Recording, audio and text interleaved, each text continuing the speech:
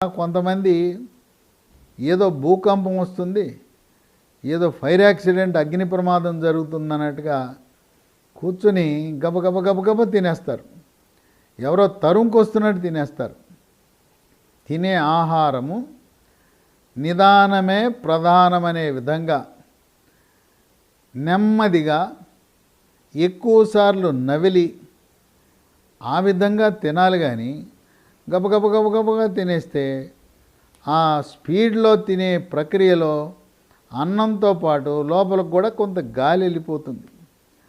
ఆ లోపలికి వెళ్ళిపోయిన గాలి పేగుల్లో పొట్ట ఉబ్బరము, గ్యాస్ ట్రబుల్. మనం లోపలికి మింగిన గాలి, నీళ్ళ గ్లాసు ఎత్తిపోసుకున్నప్పుడు లోపలికి వెళ్ళిన గాలి, స్పీడ్గా గబగబా తిన్నప్పుడు లోపలికి వెళ్ళిన గాలి బయటికి వచ్చే ప్రక్రియనే తేపు.